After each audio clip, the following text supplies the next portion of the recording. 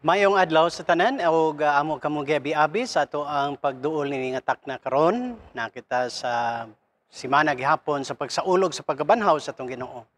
Sa mga igsoon ini nga adlaw karon sa atong pag-iusa inaton tangang Ginoo mo ay magadasig kanato diha sa iyang Espiritu Santo. Unsa man ang inyong gibati ini nga panahon karon, naaba ang kalipay tungod sa mga daghang butang nga inyong nakita nga kaayo sa Ginoo ato kining ipadangat pinagi sa pagpasalamat. Kung naa ka mo karon tungod sa daghang mga butang nga nakalibog sa inyong makasing-kasing ug gunahon hinaot nga kini nga pagsimba makatabang sa inyohang gitinguha nga kalinaw ug kalig-on nga gikan sa atong Ginoo. Ang atong Dios nagsaad nga asa duha o tulo nagakatigom sa iyang ngalan anaa siya sa ilang taliwala. Sa mga igsoon, atong simbahon karon ang atong Ginoo diha sa espiritu ug sa kamatuoran.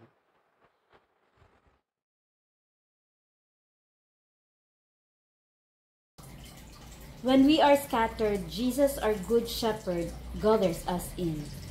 When we are lost and lonely, we can depend on Christ's love. When we are oppressed, Jesus, our good shepherd, cares for us. When we are threatened because of who we are, we can depend on Christ's protection. We know Christ because Christ's tenderness has guided us for generations. Christ knows us by name. Christ will lay down his very life for our sake.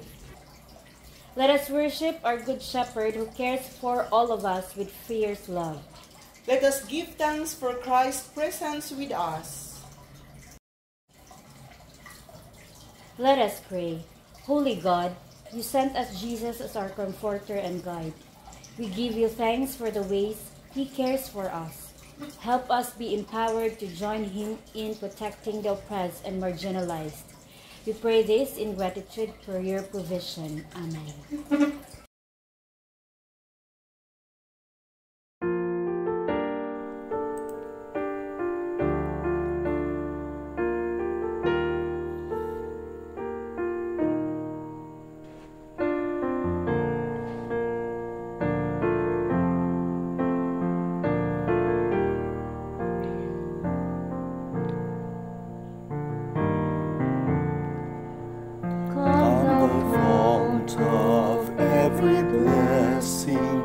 Tune my heart to sing thy praise.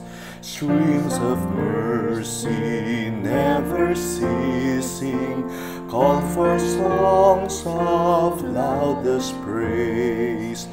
Teach me some melodious sonnet, sung by flaming tongues above. Praise the mount I'm fixed upon it, mount of thy redeeming love. Jesus sought me when a stranger, wandering from the fold of God. He to rescue me from danger interpose his precious blood. How his kindness yet pursues me, mortal tongue can never tell. Love in flesh till death shall lose me, I cannot proclaim it well. Praise how great a debtor daily I'm constrained to be. Let thy goodness like a fetter bind my wandering heart to thee. Prone to wander, Lord, I feel it, prone to leave the God I love. Here's my heart, oh, take and seal it for thine courts above. Oh, that day when freed from sinning, I shall see thy lovely face, love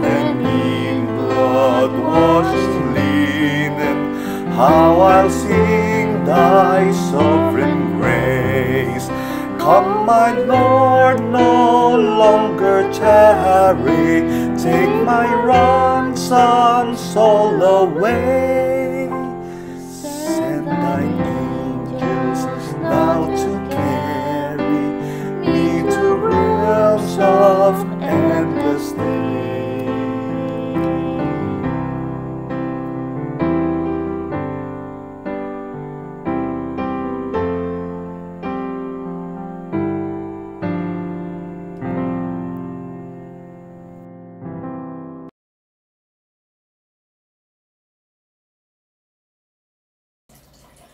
Shepherding Christ, even as you lay down your life for us, we confess our unwillingness to support those in need. Too often, we may be more like the one who runs away in times of trouble. We aren't always bold enough to protect the powerless. Following your example is rarely easy or comfortable. Forgive us. Help us lay down our apathy and follow your example. Remind us that we belong to one another and to you. Amen.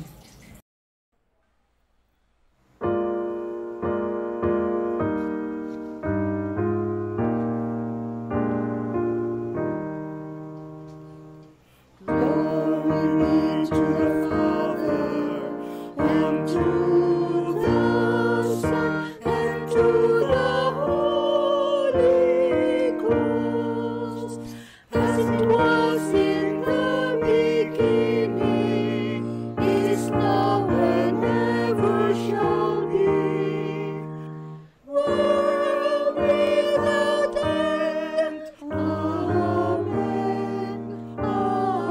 Amen.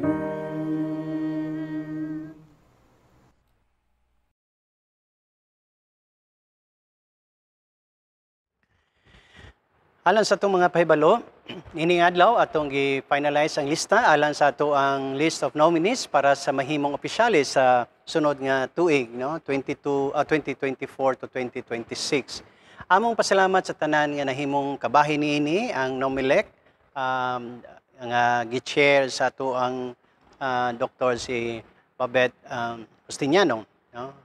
Uban niini na sila si Haraba, na sila si Henny Haraba, na sila usab si Attorney Bang Sirati. Atong pasalamat usab sa mga na-nominate kay ni-confirm or ang uban usab nihatag usab sa ilahang pagtumili sa ilahang mga tungod sa mga personal nga rason. Ang atong pagampo nga unta kanunay magadasig ang Ginoo alang sa tanan nga matagaan og responsibilidad alang sa pagpadagan sa mga buluhaton dinhi sa atong simbahan. Dugang paniyana atong pasalamat usab sa mga kanhiay nga mga officers nga mapulihan na. Especially sila si Attorney Palangan, ang atong chairperson, si Elaine, mga nahimo natong vice chair, no? O ang ato usab nga puli nga secretary nga si Ma'am Charito, si Ma'am Hailey, atong treasurer, o si Ma'am Elsa Mercado, nga mo'y ato ang financial secretary. O kung uban pang mga heads ato ang mga boards nga sa sunod nga mga nini nga bulan or sa June, posible lahi na pod usab ang mag-compose sa council. Pasalamat ta tungod sa ilang mga paggiya, mga desisyon nga ginahimo nga nakatabang sa pagpatubo, pagtabang sa pagpangitag paamaagi alang sa mga buluhaton nini nga simbahan. Kamo usab among pasalamatan kay ang atong mga buluhaton dinhi nahimong sayon tungod sa inyong pag-ampo una sa tanan.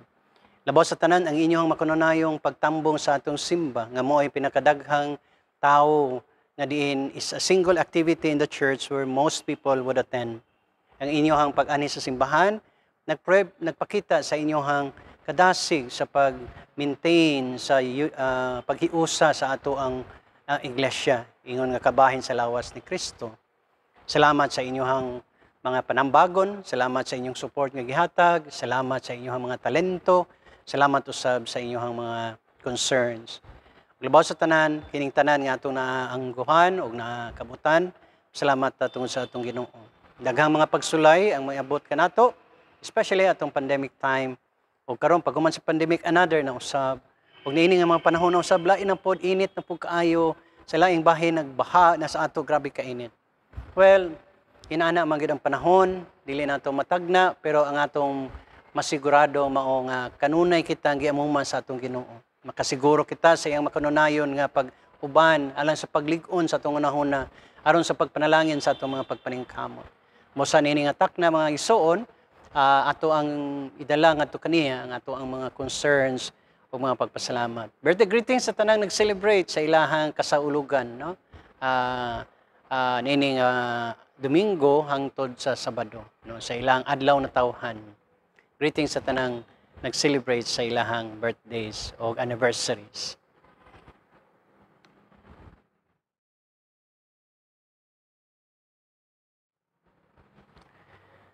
Magampot ha. O Diyos, pasalamat kami nining nga panahon, nga tiliwala sa among nagian ining mga simanaha, ang mga kalisod nga nagpadayon diha sa politika, ang among mga nadunggan nga gera nga nagsigi pagihapon, o karon nadungagan na usab. Ilabi na ang kainit nga among nakita o nabati, no? Sulod nining mga simanaha. Kini makahatag kanamo og kanang mga pangunahuna dili lamang sa kalisod sa among mga kinabuhi kundi naunsa na ba ang kalibutan.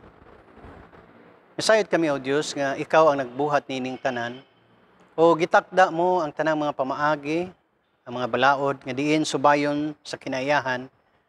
Ug nagtuo kami nga ang tanang panghitabo Ginoo imong nasayran. Busa nining mga panahon karon sa among pagsimba, inautod ta nga dili lamang kami magahatag sa among pagdaig kay ikaw ang ngayang among daygon. Ikaw ang ngayan among ilhon, ilabi na nining panahon na karon. Inauton ta nga dili malihis o kaha mawala ang among pag-ila. Nga tiliwala nining tanan ang imong pag-uban kanamo anaa. Adunay kay plano alang sa matag usa, ilabi na sa iglesia nga padayon nga adunay mga suliran, adunay mga concerns, adunay mga padayon nga mga kabalaka or mga concerns o mga issues Ginoo. Ampo kami alang sa tanan. Inauton ta nga ang among ginawali pag-ayo, ang among gituhuan nga mao ikaw, nga mao ang prinsipe sa pagkaigdaet. Ang Ginoo nga maluluyon o nagdasig kanamo nga maluluyon usab sa uban. Ang Ginoo nga naghatag og order. O ang Ginoo nga naghatag og pagpasayon alang sa tanan nga unahon ang interes sa uban ug dili ang among kaugalingon. Kini imong ipakita sa dihang nanaog si Jesucristo. Ang iyang pagkanaog, pagpakita lamang nga ikaw nahangawa sa kahimtang sa imong katawahan. Hinautot ta nga kini nga ginabalik-balik sa simbahan, mahitabo unta gyud tinuod dinhi sa among iglesia. Ilabi na sa kinatibukan sa UCCP. Kay usahay Ginoo makalimot kami nga kami nga nagsunod kanimo nga Ginoo, dili kami mahimong Ginoo.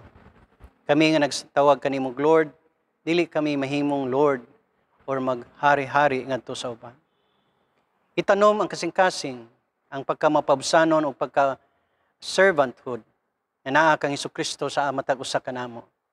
Para bisan unsa ang mahitabo o magkahimtang, unahon namo ang pagunahuna sa kaayuhan, kahapsay o kaayuhan sa tanan. Nini nga panahon nga adunay mga kalisod, hinauton ta nga tabangan mo kami sa extend sa among mga resources alang sa uban. Tabangan mo kami diha sa among mga pag-ampo usab nga amo silang i-appeal. Hinauton ta nga nini nga panahon nga adunay mga kalisod, maghugpong kami alang sa pagpakita sa kahangawa sa usa-usa.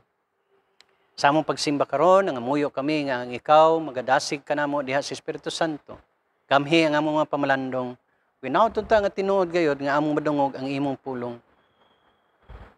Dungga mga pag-ampo sa imong katawhan.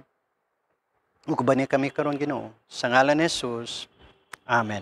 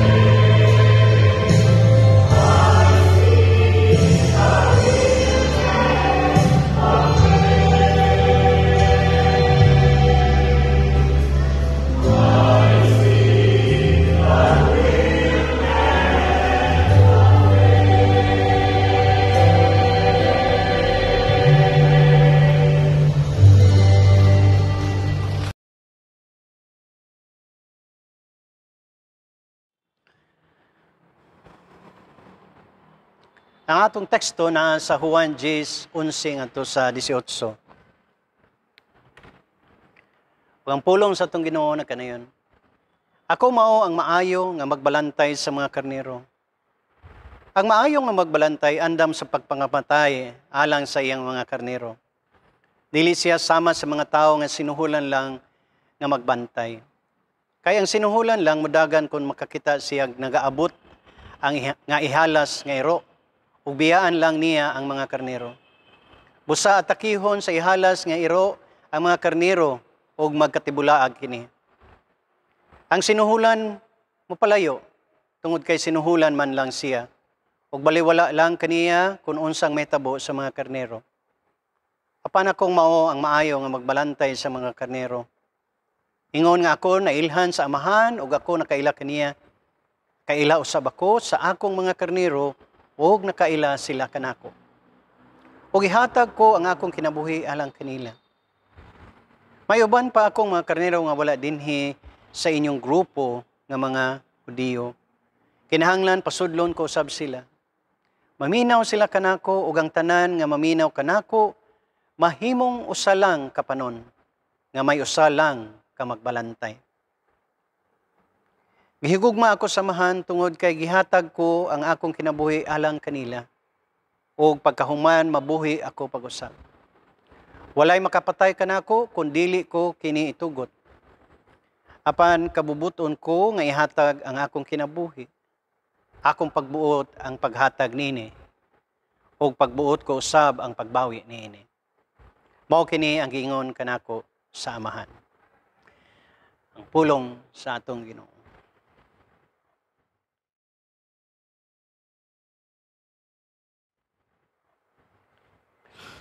Usa sa mga dali nga or inon tala recognizable text no nga familiar kaayo even though dili kayo himasa ang tao mao kanang Psalm 23.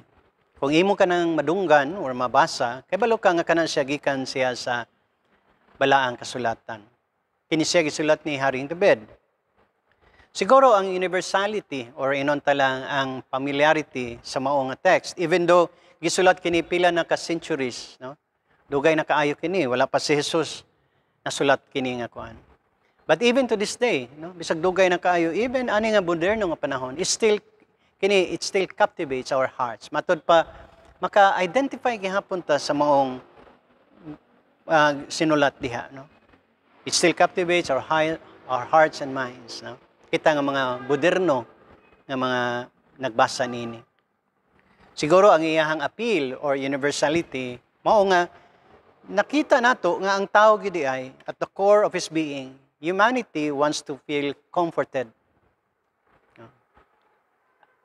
Ang tao di ay nasayod siya nga ang kalisod moabot, danger would come anytime. Man would need sufficiency. Man is in need of something. And it's good to know, matod pa, it's good to know to have a shepherd, a good shepherd at that, nga nagatiman sa iyang mga karnero. Although most of us, no, especially sa mga batanon karon, wala namang gid kakitag karnero. And in fact dito siguro sa Israel, wala na siguro nagbantay og mga daghang kaayong karnero. Although napaghihapon na, no, maski sa Amerika na manggihapon na farm ana para sa wool, matud pa. Pero kita dinhi wala ta kitag karnero gyud. So wa pud ta kay balo og ang nagbantay niya na unsa gay batasan og gitawag nato good shepherd. However, the way David project or illustrate what a good shepherd is, somehow, makita nato nga, maayo giday na ay nagatiman ka nato.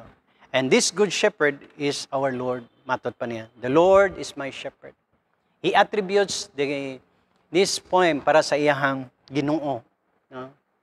Na ato usab nga Ginoo. Kaya nakita niya nga ang Ginoo di ay moatiman sa daghang paagi, sa aspeto sa iyang kinabuhi. But the way he relates to that is somewhat based on experience, no? Meaning ang iyang experience, iyang i-associate as if it is actually as if God is there. When he see a shepherd, he associates, no? Kanang gitawag nato by association nga God is like that person. He takes care of the sheep. And if I'm a sheep, then that shepherd can be like God who takes care of me. nai-appeal of matod pa makaingon ta nga that's what we want at the core of humanity's heart. There is that sense of comfort when we know someone is looking out for us. When we know that someone is taking care sa tua. Because we know we are vulnerable, we are in search of something. Ang atong text karon is not about telling something of what they see in around them or by experience. This is a testimony of one who claims to be. Siya mismo ang nagingon, ako ang good shepherd. I am a good shepherd. Ako ang magbalantay. Dili lang magbalantay, ako ang maayong magbalantay sa mga karnero. And he goes on to describe, anong maayo man siya mabantay. Not only because wala din ang katong provisions, because he knows that maybe that's part of being a shepherd, because being a shepherd is, of course, to guide the sheep para mudaghan sila. Then it goes without saying, apakanon gid siya. But he goes on to describe nga nung good shepherd siya, ug dili siya pareha sa uban nga shepherd nga dili lang tinuod gyud. Ingon siya, kay ang uban manggod sinuhulan lang. So in other words, there are shepherds that actually who is actually hirelings matod pa. Shepherd gyapon pero sinuhulan sila di. Ang iya lamang mao ang suhol, mao lamang ang job description, mao lamang ang trabaho, ug iyang gani ng tibo ta mahuman ang trabaho, then suhulan, then makontento na siya. But this shepherd actually claims to be, he owns the sheep. I know my sheep. No? He identifies as if he claims them as part sa iyahang life. Dili lamang responsibility. No? So, yun si Jesus, ako, maong magbayang pabalantay, and you know what a good shepherd does is, I will fight for my sheep. And that's one of the things I want to emphasize for us today. Nakadungog ko sa katao ningon nga, I don't fight for my God. I serve a God who fights for me. Okay po, no? Gwapo po siya. Kay some of the conflict nga nahitabo nato, even here in church, are all in the name of God, fighting one another. Christian versus Muslim, and Muslim, other religions, Hindu and other religions, they are fighting for their gods. And our God is the one, in reality, is ang atong Ginoo mo'y makig-away para kanato. Not really awayon ang uban, but if we are in danger, if we are in need, if we are down, He will be the first to come and comfort us. Then katong atong gisimba-simba nga asip mo ito'y tinuod, dili di ay, it crumbles, kaya nga naman mudagan raman to sila. There are times that we get frustrated because the things we thought nga may mutabang nato, makatabang nato, gitabangan nato, actually left us at a loss. Frustrated ta sa system, frustrated ta sa mga tao, frustrated ta sa even friends. Sometimes makaingon ka nga tinuod ra gyud na friends are always there basta maayo. Pero lisod na makakita gid kay kinsay tinuod. Because sometimes we put our trust in that, and sometimes when yanta mo siguro ng expression of God's presence in my life. Well, sometimes makarealize ta nga dili di ay.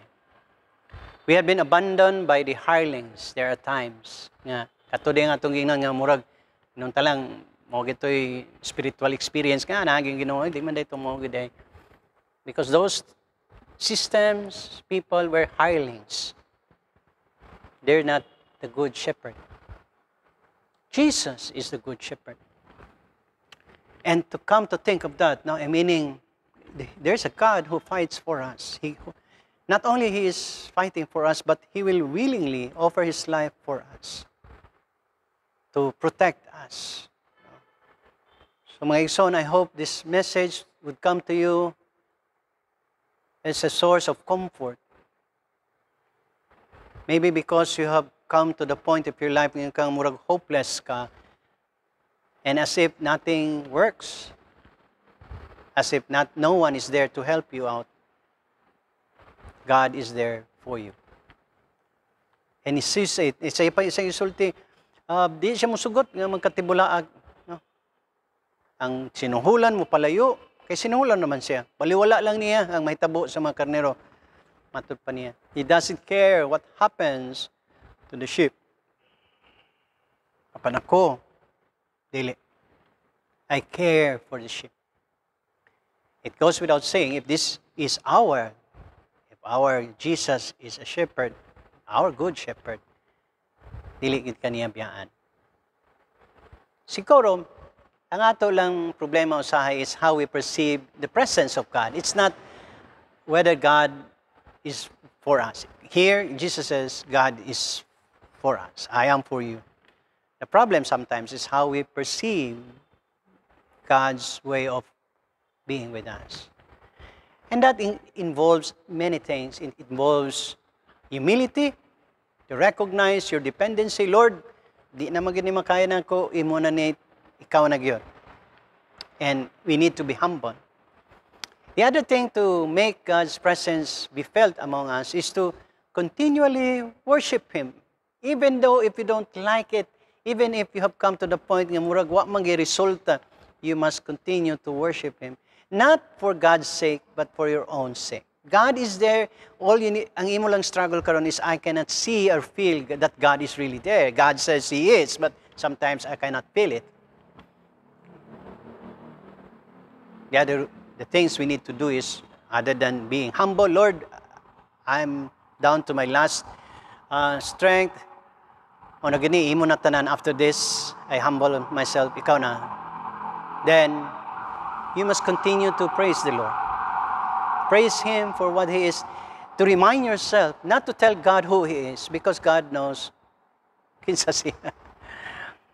But sometimes it's good for us to tell ourselves that we have a good God. Because sometimes ang mga problems is the one lording over our senses, lording our consciousness. And the other thing also is to listen to God. Take note kung sa'yo ang gisulti din. I know my sheep, and my sheep knows my voice. Listen to the voice of God. When God speaks, what does it mean? Does God tell you to destroy something? Does God tell you to trample on others? Does God tell you to be proud of your achievement? Whenever God speaks, listens, and what words you hear, maybe? What lessons or revelation will God give to you? What do you think? When God speaks to you, does God tell you, okay, ayaw padawag. Nakasasakto, ay padawag. Kung muna ilang gusto, imo po ning kwanon. Ayaw pabintaha. Look out for yourself. Ayaw ng uban. Ayaw, nasa na imong kaugalingon. Ayaw sa ng uban. Pangambisyon ug maayo at the expense of others. Do you think when God speaks, He will speak like that?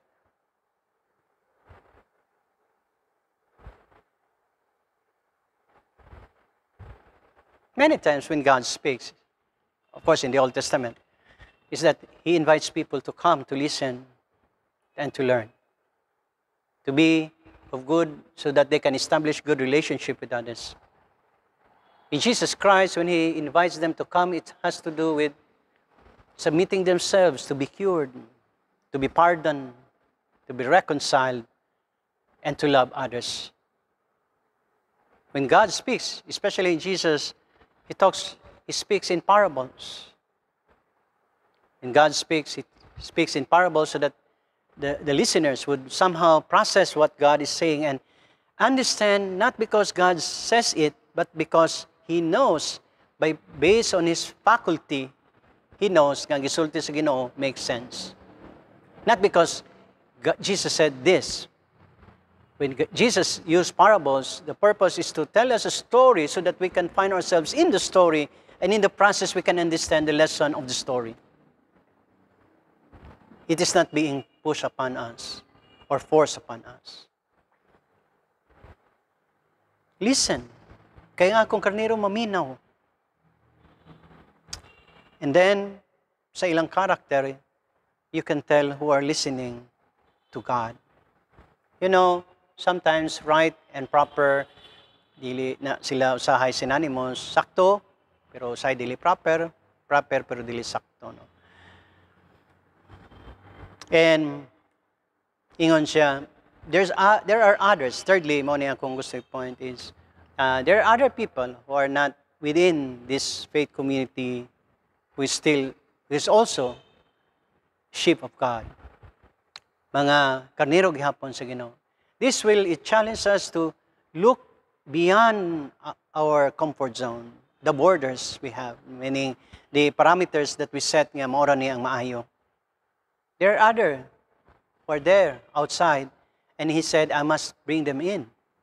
No? It's not about ang kamo mo kuan nila, but it's more of God bringing them in, no? Sa fellowship, and therefore it behoves that those who are in sheep pen, matod pa, diya sa fold na daan, would behave as a people or a sheep nga ang ilang shepherd mao gyud ang Ginoo.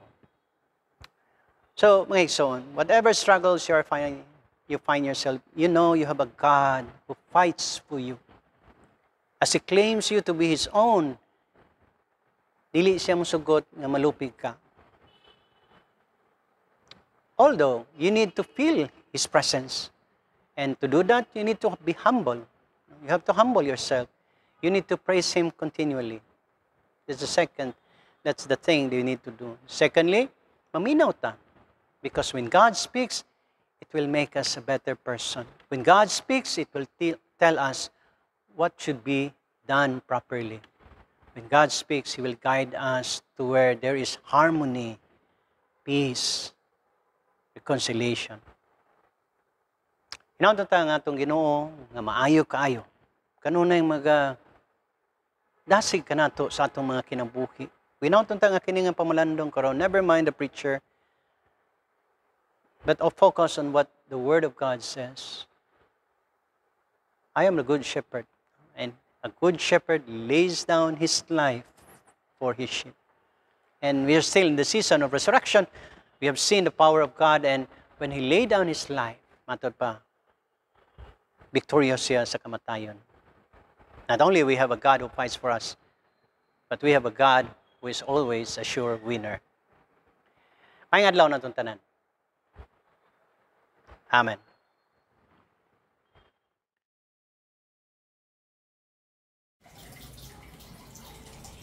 Jesus offers us fullness of life, protecting us and advocating for our needs. What will you give to join Him in the work of building beloved community in the world? Let us now give our tithes, pledges, thanksgiving, and other offerings.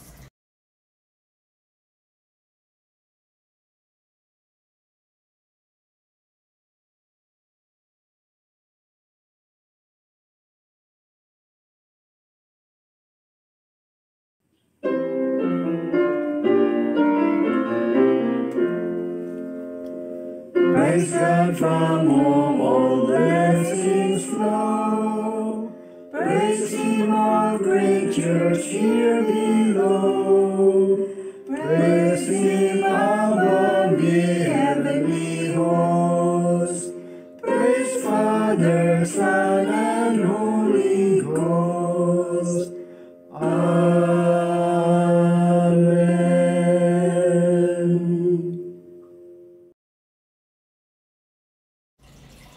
Gracious God, thank you for a gift of Jesus Christ, who cares for us and protects us. With these gifts, we return to you. Help us care for others in our communities and around the world. Amen.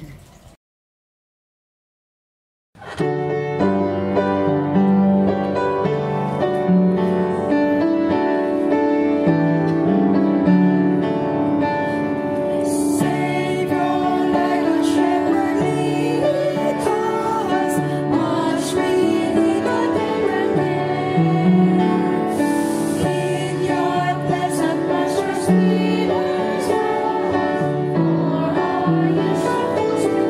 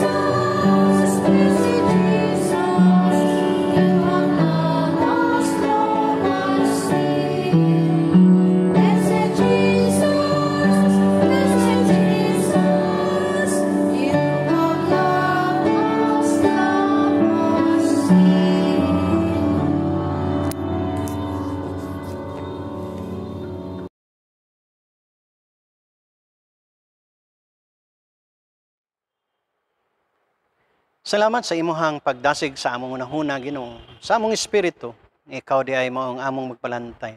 Maayo nga magbalantay. Pasayloa kami. Kung kami nagsunod og mga magbalantay nga sinuhulan lamang. Pasayloa kami, kung magduduha kami, kung kami ba imong gihigugma. Kadaghan na nimo gipakita ang mga maayong butang kung giyon sa mo kami kamahal, Ginoo.